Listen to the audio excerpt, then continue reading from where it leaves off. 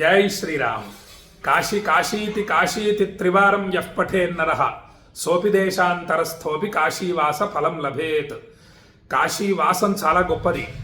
కాశీలో ఒక్కసారి శ్రీరామ అంటే 1,000,000 సార్లు శ్రీరామనామ జపం చేసిన అద్భుత పుణ్య ఫలితం లభిస్తుంది. ఇక కాశీలో ఒక్కసారి రుద్రాభిషేకం చేసుకుంటే 1,000,000 సార్లు రుద్రాభిషేకం చేసిన ఫలితం లభిస్తుంది. కాబట్టి అటువంటి గొప్ప కాశీని నిరంతరం స్మరిస్తూ ఉండాలి. కాలభైరవ స్వామివారి అనుగ్రహం ఉన్నవాళ్లే కాశీని నిత్యము స్మరిస్తూ ఉంటారు. కాశీలో పూజలు చేయించుకోగలుగుతారు.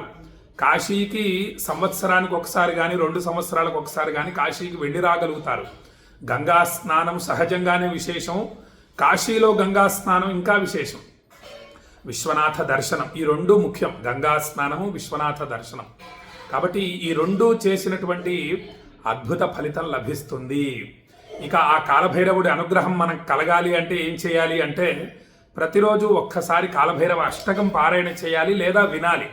విన్నా కూడా విశేష ఫలితాలు లభిస్తాయి. ఇక మామూలుగా ఆఫీస్కు వెళుతూ ఉన్నా, ఏదన్నా కూరగాయల మార్కెట్కు వెళుతూ ఉన్నా, వేరే ఊరికి వెళుతున్నా సరే కాశీకి వెళ్ళొస్తాను అని గట్టిగా మన వాళ్ళతో చెప్పి వెళుతూ ఉండాలి.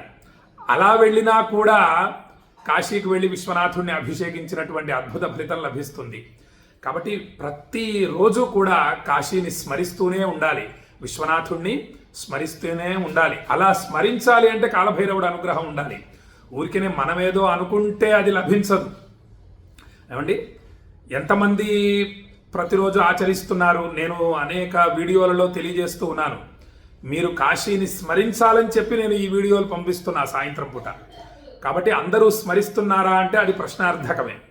కొంతమంది మాత్రమే స్మరించగలుగుతారు. అలా కొంతమంది ఎందుకోసం కాశీని స్మరించగలుగుతున్నారంటే కాలభైరవుడు అనుగ్రహం ఉండడం వల్ల. కాబట్టి కాలభైరవుడు అనుగ్రహం మనం పొందుదాము. మన గురువుగారైనటువంటి ఆదిశంకరాచార్య స్వామి వారు ఆ కాలభైరవుడి మహిమను మనకు కాలభైరవ అష్టకం ద్వారా మనకు తెలియజేశారు.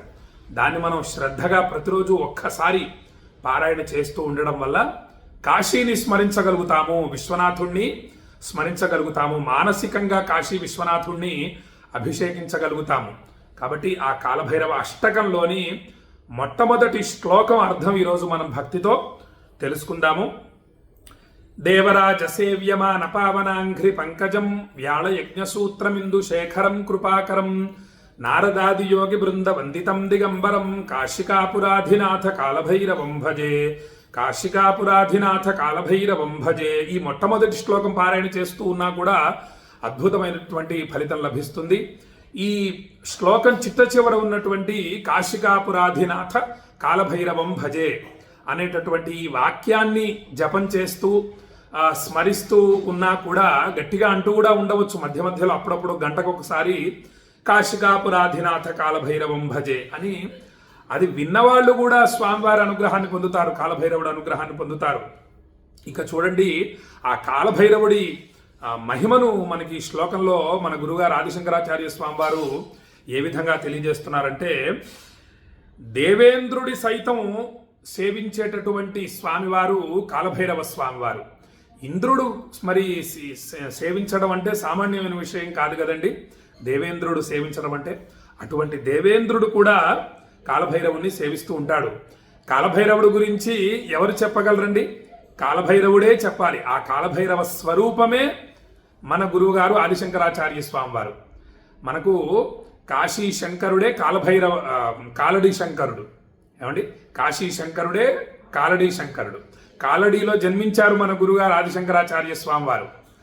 ఆ యొక్క మహాశక్తి స్వరూపమైనటువంటి కాలభైరవుడి గురించి చెప్పాలి అంటే అది మానవ మాతృల వల్ల సాధ్యమయ్యే పని కాదు.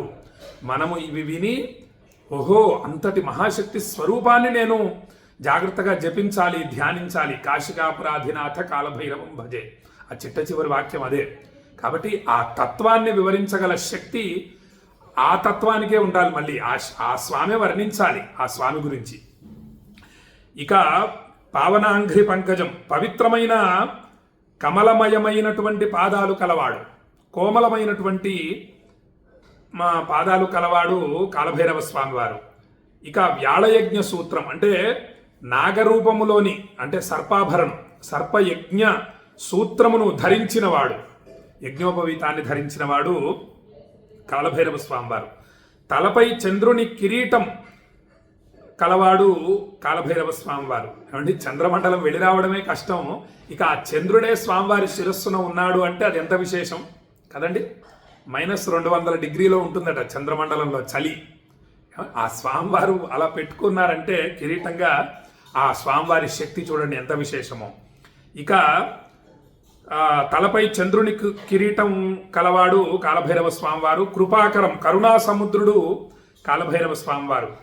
నారదుడు మొదలైన యోగి బృందాల చేత పూజింపబడేవాడు కాలభైరవ స్వామివారు. నారదుడు పూజించడం అంటే సామాన్యం కాదు కదండి.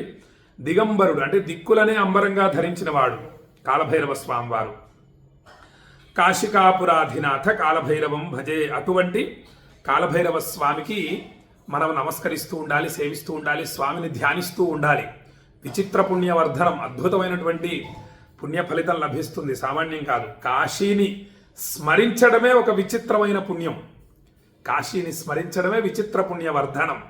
అలా కాశీని స్మరించాలి అంటే స్వామివారి అనుగ్రహం ఉండాలి. ఎక్కడ ఉండి కాశీని స్మరించినా కాశీవాస ఫలితం వస్తుంది. కాబట్టి మరి ఇది విచిత్రం కాదండి. మనం ఎక్కడో ఉండి కాశీలో ఉన్నటువంటి ఫలితాన్ని పొందడం అంటే సామాన్యమైన విషయం కాదు కదా. ఇక లోతైన అర్థం ఏమిటంటే, మనకి దేవరాజ సేవ్యమాన అంటే ఇంద్రుడు కూడా భైరవుని పాదాలకు నమస్కరిస్తాడు. దేవతల కన్నా పై స్థాయిలో ఉన్నది భైరవ తత్వం. భైరవ పాదాలు అంటే ధర్మ మార్గం. ఆ మార్గంలో నడిచిన వాడి జీవితం పవిత్రమవుతుంది. ఇంద్రుడు కూడా ఆ ధర్మానికి శిరస్సు వంచి నమస్కరిస్తాడు. ఇక భక్తిభావం, భైరవుని పాదాలు సాక్షాత్తు ముక్తి ద్వారం. కాలభైరవుడి పాదాలు సాక్షాత్తు మోక్షానికి ద్వారం. మోక్షాన్ని పొందాలి అనేటటువంటి సంకల్పం చాలా తక్కువ మందికి ఉంటుంది. దాన్ని పెంచుకోవాలి, ఆ సంకల్పాన్ని పెంచుకోవాలి. ఎందుకంటే మన జీవితం కేవలం 100 సంవత్సరాలు మాత్రమే. ఈ 100 సంవత్సరాల లోపు మనం అక్షయ పుణ్య ఫలితాలు పొందాలి. పొందితేనే మోక్ష ప్రాప్తి లభిస్తుంది. ఏమండి, ఆ పొందినటువంటి పుణ్య ఫలితాన్ని పరమేశ్వరార్పణం చేయాలి. పుణ్య ఫలితం కూడా కావాలి అనుకోకూడదు. పుణ్యకార్యాలు చేయాలి.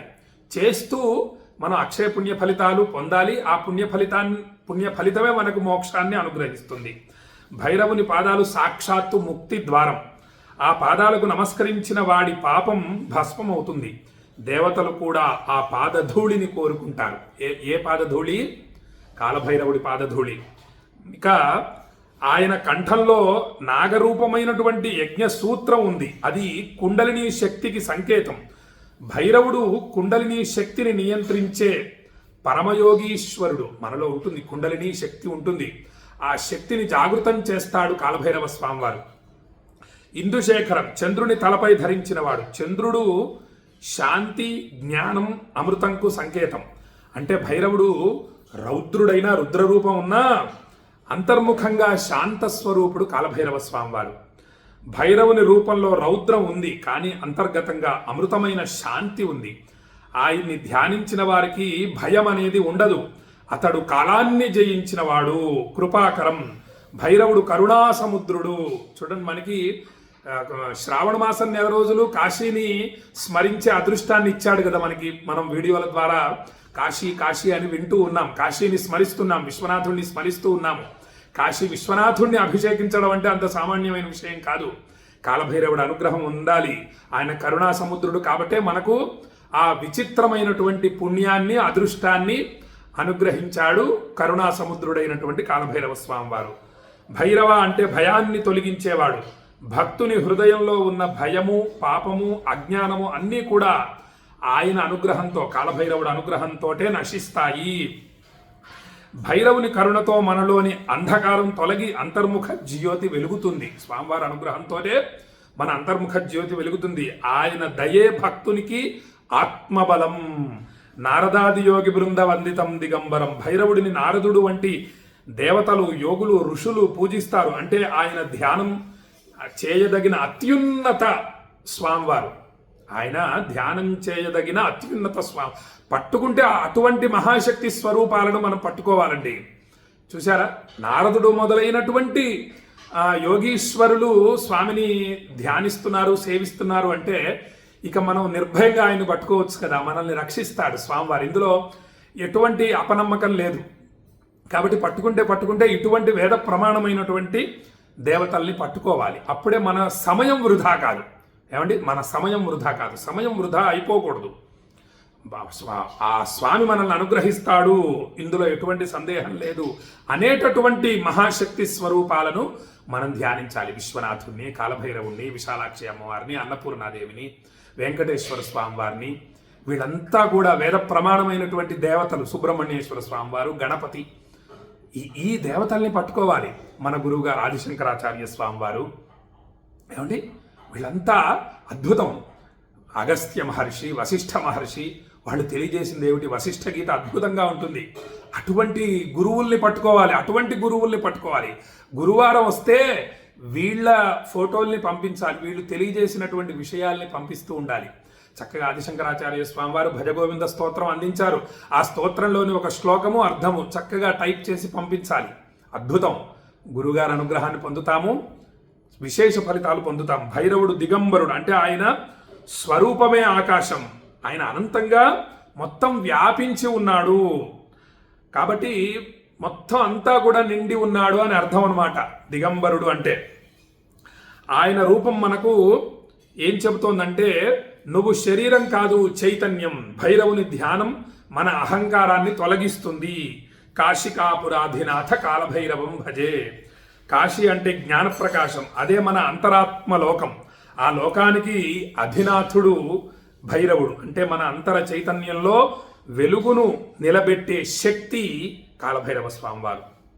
కాబట్టి దేవేంద్రుడే పూజించే పాదపద్మాలను కలిగిన, ఇంకొకసారి అర్థాన్ని తెలుసుకుందాం. దేవేంద్రుడే పూజించే పాదపద్మాలు గల స్వామి కాలభైరవ స్వామి నాగయజ్ఞ సూత్రాన్ని ధరించి, చంద్రుని కాంతిని ధరించిన కరుణాసముద్రమైన యోగీశ్వరులచే వందింపబడిన దిగంబరుడైన కాశీ నగరాధిపతి అయిన ఆ కాలభైరవుని నేను సదా భజిస్తూ ఉన్నాను. భైరవుని పాదం అంటే ధర్మం, భైరవుని కంఠంలోని నాగం శక్తి నియంత్రణ, భైరవుని శిరస్సున ఉన్నటువంటి చంద్రుడు శాంతి, భైరవుని నగరం కాశీ జ్ఞానప్రకాశం, భైరవుని రూపం భయరహిత చైతన్యం భైరవుని రూపం. ఆ స్వరూపమే మనలో ఉంది, మనలో ప్రకాశిస్తున్నది. భైరవ భజన అంటే భయరహిత జీవితం. తత్వభావ ముగింపు ఏమిటయా అంటే, కాలాన్ని జయించిన వాడు కాలభైరవుడు, ఆత్మలోని అంధకారాన్ని తొలగించేవాడు విశ్వేశ్వరుడు, భక్తుని హృదయంలో వెలుగుని వెలిగించేవాడు దిగంబరుడు, శాశ్వతుడు. అందుకే ఈ శ్లోకం నిశ్శబ్దంగా జపించినప్పుడే మన హృదయం స్వయంగా భైరవుని కరుణాకాంతితో నిండిపోతుంది. ఏమండి, అద్భుతమైనటువంటి శ్లోకం. మొట్టమొదటి శ్లోకం గురించి క్లుప్తంగానే తెలియజేశాను. చాలా క్లుప్తంగా జాగ్రత్తగా మీకు తెలియజేయడం జరిగింది. ఇంకా అనంతం ఆ కాలభైరవుడి తత్వం తెలుసుకోవాలి. ఎందుకంటే మనము ఆ స్వామివారి యొక్క అనుగ్రహం చేతనే మనము కాశీని ధ్యానిస్తున్నాము, సేవిస్తున్నాము, స్మరిస్తున్నాము, అక్షయ పుణ్య ఫలితాలు పొందుతున్నాము అని భక్తులకు తెలియజేస్తూ, శ్రీర్వర్చస్వమాయుష్య మారోగ్యమవిధాక్షోభామానం మహీయతే ధాన్యం ధనం పశుం బహుపుత్ర లాభం శతసంవత్సరం దీర్ఘమాయు. కాశీ అన్నపూర్ణ విశాలాక్షి సమేత విశ్వేశ్వర స్వామి సంపూర్ణ అనుగ్రహ ప్రాప్తిరస్తు. ఆయురారోగ్యాష్టైశ్వర్యాభివృద్ధిరస్తు. మనోభీష్ట సిద్ధిరస్తు. మీ మనస్సులోని కోరికలన్నీ కూడా కాలభైరవ స్వామి వారు నెరవేర్చుగాక అని కాలభైరవ స్వామి వారు వెలసినటువంటి మహాపుణ్యక్షేత్రమైన కాశీ నుండి భక్తులందరినీ ఆశీర్వదిస్తూ ఈ వీడియోని చక్కగా మీ బంధుమిత్రులందరికీ షేర్ చేయండి. అందరూ కూడా కాలభైరవ స్వామి శక్తిని తెలుసుకుంటూ కాలభైరవ స్వామిని స్మరిస్తారు. కాశికాపురాధినాథ కాలభైరవం భజే అనే నామజపాన్ని భక్తులందరూ చేస్తారు అని చెప్పి భక్తులకు తెలియజేస్తూ సెలవు తీసుకుంటున్నాను. జై శ్రీరామ్. విశ్వనాథాయ మంగళం, విశ్వనాథాయ మంగళం, విశ్వనాథాయ మంగళం.